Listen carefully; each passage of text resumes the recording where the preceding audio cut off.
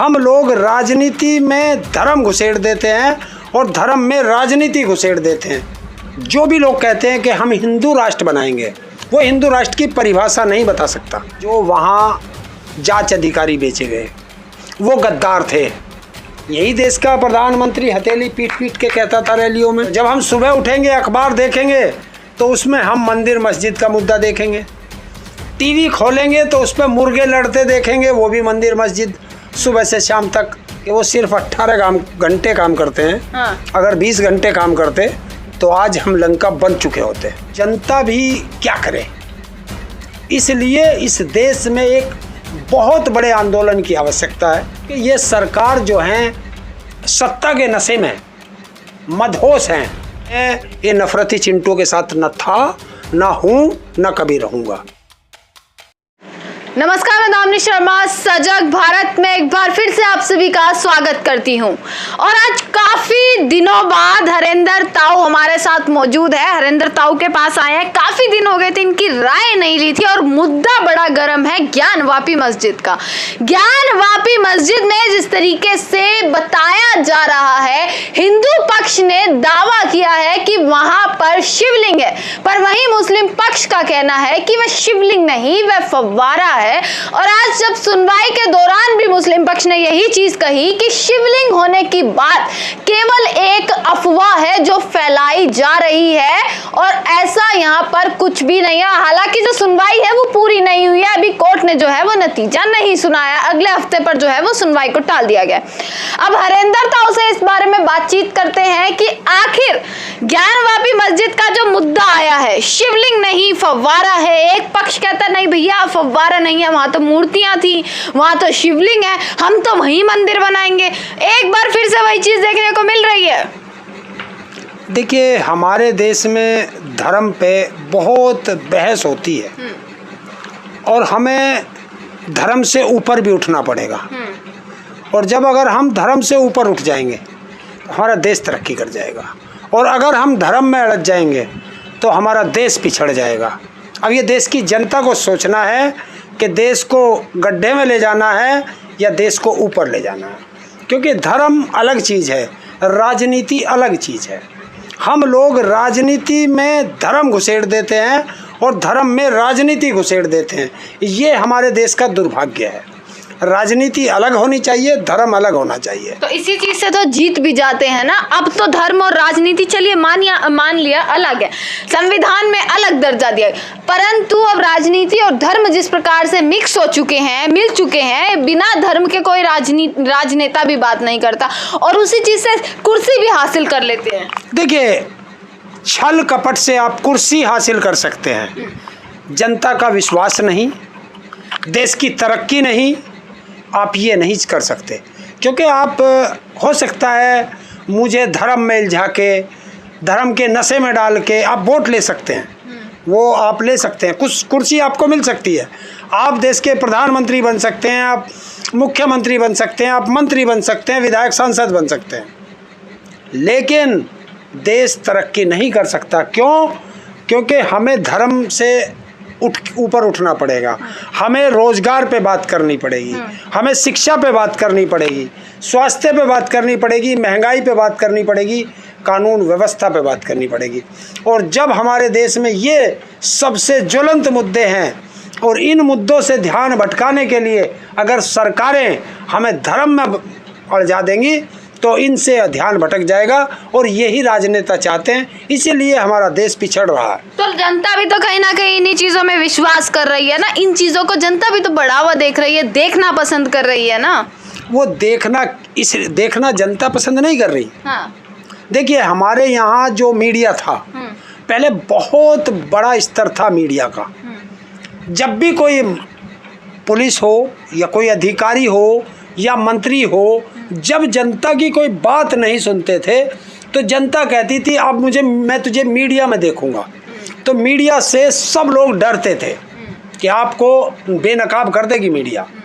और आज मीडिया का स्तर कहाँ है कि जो 142वें स्थान पे था मीडिया, आज वो 150वें स्थान पे पहुंच गया। मीडिया का स्तर विदेशों में इतना गिर चुका है, उनकी विश्वसनीयता ख़त्म हो चुकी है। और देश के अंदर क्या हो रहा है कि अखबार आप उठा करके देखो, कोई भी अखबार, आज उसकी हेडलाइन होगी ज्ञानवापी मस्जिद। तो जब हम सुबह उठेंगे अखबार देखेंगे तो उसमें हम मंदिर मस्जिद का मुद्दा देखेंगे। टीवी खोलेंगे तो उस पर मुर्गे लड़ते देखेंगे, वो भी मंदिर मस्जिद, सुबह से शाम तक। तो जब हमें दिखाया ही वो जा रहा है, देश के असली मुद्दे से हमें अनभिज्ञ रखा जा रहा है, तो हम क्या करें? तो जनता सोचती है हाँ यही होगा। तो जनता देखना बंद करेगी तो आवाज उठाएगी, सड़कों पर उतरेगी तो हटेंगे ना वो मुद्दे भी। देखिए, सड़कों पे लोग उतर रहे हैं, हाँ। जगह जगह उतरते हैं, उनके ऊपर लाठी चार्ज करते हैं, उनको देशद्रोही बताते हैं, उनको गद्दार बता देते हैं। तो जनता भी क्या करे? इसलिए इस देश में एक बहुत बड़े आंदोलन की आवश्यकता है। जिस तरह हमारे देश में एक जेपी आंदोलन हुआ था, उस तरह के आंदोलन की, क्योंकि आपने नहीं देखा, वो बहुत पहले की बात है, हम भी बहुत छोटे थे तब वो आंदोलन हुआ था। पटना के गांधी मैदान से वो जेपी आंदोलन चला था, और वो आंदोलन था जब उसने सत्ता बदल दी थी। सत्ता, ये उस आंदोलन की ताकत थी, क्योंकि जनता उसमें जुड़ी थी। और जिस तरीके से आज हमारा देश चल रहा है, हम उसी तरफ जा रहे हैं कि हम उस शब्द को क्या कहेंगे, इसे लंका से भी आप जोड़ सकते हैं कि हम उसी रास्ते पे जा रहा है देश। आप कह रहे हैं कि आंदोलन होना चाहिए अब एक बड़ा, जैसे किसान आंदोलन हुआ वैसे ही एक आंदोलन की जरूरत है इस चीज में भी, कि रोजगार भी मिल जाए, महंगाई भी कम हो जाए, ये सारे मुद्दों के लिए अब एक आंदोलन करेंगे। देखिए, आम जनता कर क्या सकती है? हाँ।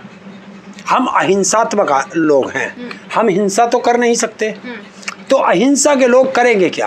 अहिंसा के लोगों का काम है फिर एक आंदोलन, ताकि सरकारों की आंख खुले, क्योंकि ये सरकार जो है सत्ता के नशे में मदहोश हैं। अब इन्हें मदहोशी से बाहर लाने के लिए जनता के पास एक ही हथियार है, और वो है शांतिपूर्वक आंदोलन। वो महंगाई पे भी हो, वो शिक्षा पे भी हो, बेरोजगारी पे हो, आज महिला सुरक्षा सबसे बड़ा मुद्दा जा रहा है, उस पे भी हो, देश के हर ज्वलंत मुद्दे पर सबको एक साथ आना पड़ेगा। वरना एक एक, जिस तरीके से एक झाड़ू होती है, उसकी एक एक सीख को कोई भी तोड़ देता है, लेकिन जब वो झाड़ू एक जगह बंध जाती है तो उसे तोड़ना मुश्किल हो जाता है। तो इसलिए जनता को अकेले अकेले जो लड़ती है वो पिटती है, और जब ये सारे एक जगह आकर के मिलेंगे तो सरकार की आंख खुलेंगी। इसलिए सबको इकट्ठा होकर के एक पर आंदोलन। यही सरकार है जो कहती है, अब जैसे मंदिरों की बात आ रही है कि ताजमहल है उसका नाम बदल देंगे तेजो महल, कुतुब मीनार है उसका नाम बदल देंगे विष्णु स्तंभ, और वहां पर भी बताया जा रहा है कि पुरानी जो मूर्तियां हैं वो स्थापित है वहां पर भी। भैया मतलब वहां पर भी कुछ ना कुछ मंदिर जैसी चीजें हैं। ज्ञानवापी में भी मंदिर। और फिर बात करते हैं कि जो हिंदू है वो खतरे में है, या हिंदू राष्ट्र बनाने की बात होती है। देखिए, एक चीज़ होती है, एक आपको एक आईना दिखाया जाता है, हिंदू राष्ट्र, वो नहीं पता। जो भी लोग कहते हैं कि हम हिंदू राष्ट्र बनाएंगे, वो हिंदू राष्ट्र की परिभाषा नहीं बता सकता, नहीं बता सकता। हिंदू राष्ट्र है क्या? हिंदू राष्ट्र में जब हिंदू थे उसमें 4 वर्ण थे, ब्राह्मण, क्षत्रिय, वैश्य और शूद्र। तो क्या आप देश को फिर उस शूद्रों पे ले जाना चाहते हो?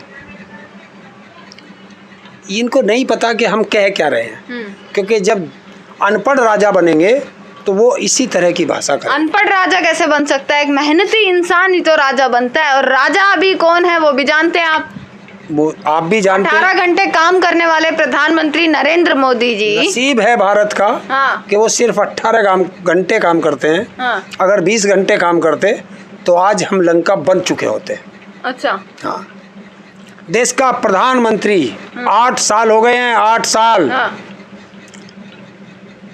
26 जून को शायद उन्होंने शपथ ली थी 2014 में। पहली कैबिनेट थी, उसमें पहला निर्णय लिया गया था काले धन का, कि काला धन भारत में वापस आएगा। 8 साल हो गए, काला धन भारत तो आया नहीं, विदेशों में काला धन और भारत का बढ़ गया। धन्य है मोदी जी, 18 घंटे काम कर रहे हैं। हाँ। भारत से 2013 में गाय के मीट का एक्सपोर्ट 19% होता था, आज 37% होता रहे गाय के मीट का। धन्य है गाय गौ माता के रक्षक प्रधानमंत्री जी। जनता को 15 लाख का झुंझुना दे दिया, बाद में जुमला हो गया। 2 करोड़ हर साल नौकरी का वादा किया, 8 साल हो गए, 16 करोड़ नौकरी हो गई। बताओ जनता को क्या दिया। तो ये जो जब राजनेता ऐसे होंगे, क्योंकि जिनके पास विजन नहीं है, यही देश का प्रधानमंत्री हथेली पीट पीट के कहता था रैलियों में कि हमारे देश का रुपया इतना पतला कैसे हो गया। मैं भी शासन में रहा हूँ, इतनी जल्दी रुपया नहीं गिरता, ये मोदी जी कहते थे। अच्छा, आज मोदी जी हैं, आज मोदी जी जवाब दे सकते हैं कि आज़ादी से लेके आज तक हमारा भारत का रुपया डॉलर के मुकाबले सबसे निचले स्तर पर चला गया। तो आज प्रधानमंत्री जी ये कैसे हो गया। प्रधानमंत्री जी कहते थे, दिल्ली की रैली में कहा था कि तेल के दाम गिर गए, ये मोदी का नसीब है। तो आज तेल के दाम बढ़ गए, क्या ये मोदी का बदनसीब है? नहीं बताएंगे। तो ये सब चीज़ है।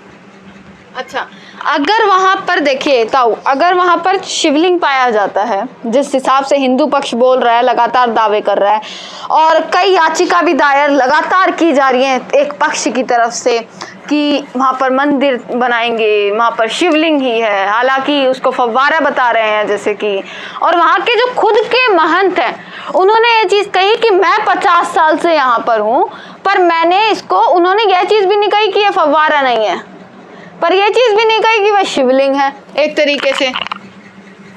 देखिए, जब इंसान, देखिए यहाँ ये घर है, आप यहाँ आए हो और बाहर एक कार खड़ी है, तो मैं कहूँगा ये कार है, लेकिन चलती है नहीं चलती, मैंने चलती हुई नहीं देखी। ये क्या मतलब है? तो मैं दो नाव पे सवार नहीं हो सकता। एक तरफ रहिए, वो हिंदू भी बनना चाह रहा है, हाँ, और वो मुस्लिमों का समर्थन भी चाहता है, हाँ। इस तरह नहीं है। आप या तो एक तरफ रहिए, जो कहना कहिए। सबसे पहले तो जो वहाँ जांच अधिकारी बेचे गए वो गद्दार थे। अच्छा, जो सर्वे करने गए अब आप उन्हीं को गद्दार बता रहे हैं? थे। उनको किसने अथॉरिटी दी कि वो फोटो लीक कर दें? उसने कैसे वो उस पूरी जांच रिपोर्ट अदालत में देने से पहले लीक कर दी? वो नहीं करनी चाहिए थी, ये अदालत का काम है। और अगर जब हम पहले ही निर्णय कर चुके कि वो मंदिर है, तो अदालत काहे के लिए रह गई? फिर अदालत की आवश्यकता क्या? तो इसका मतलब तुम जो हो संविधान से बड़े हो गए। ना देश की अदालतें देख रही, ना भारत सरकार देख रही, ना राज्य सरकार देदेख रही। तो देश चल किसके हिसाब से रहा है? चल किसके हिसाब से रहा है? कानून, संविधान नहीं चल रहा, क्योंकि 1991 में हमारे यहाँ एक कानून बना जिसमें लिखा गया था 1947 से पहले जो जैसा है वैसा ही रहेगा। तो आज उस पर क्यों अदालतें इतने मुकदमे सुन रही है भाई? तो संविधान को तो मानते नहीं, ना सरकार संविधान को मान रही, ना अदालत संविधान को मान रही, ना राज्य सरकार मानती, ना केंद्र सरकार मानती। तो फिर क्या है यहाँ? हमें तो पता ही नहीं चल रहा है। तो इसे लोकतंत्र नहीं कह सकते। तो क्या कहेंगे इसे? इसे कहेंगे लठ तंत्र। लठ तंत्र? लठ तंत्र, हाँ, कि जिसकी लाठी उसकी भैंस। अच्छा, चलिए, तो हरेंद्र ताऊ से हमने ज्ञानवापी मस्जिद पर बात करी। जिस तरीके से अब सुनवाई जो है वो लगातार जारी है और पक्ष जो है वो अपने अपने दावे कर रहे हैं, सबूतों के साथ जो है लगातार ये मुद्दा अब आगे बढ़ता जा रहा है। पर देखना यह है, हाँ जी, देखिए, इसको एक चीज़ छोड़नी चाहिए, वो चाहे हिंदू है या मुस्लिम है। मैं तो ना हिंदू के साथ हूँ ना मैं मुसलमान के साथ हूँ। मैं भारत का नागरिक हूँ, भारत के साथ हूँ, मैं संविधान के साथ हूँ।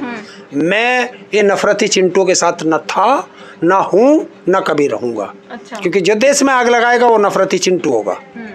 संविधान जो कहता है, संविधान कहता है कि अगर मुझे आपसे कोई दुश्मनागी है, मुझे आपसे कोई एलर्जी है, तो मैं संविधान कोर्ट गया अब मैं भी कोर्ट गया, मैंने अपने सबूत दिए, आप भी कोर्ट गए, आपने भी अपने सबूत दिए। अब न्यायालय का काम है कि वो सबूतों के आधार पर निर्णय दे। तो जो न्यायालय दे, न्यायालय के साथ रहना चाहिए, और न्यायालय जो निर्णय देगा हम उसके साथ खड़े। चलिए, तो हरेंद्र ताऊ से यूं ही अब आगे जो है अलग अलग मुद्दों पर बातचीत करते रहेंगे। आप देखते रहिएगा सजग भारत। आपका बहुत बहुत शुक्रिया।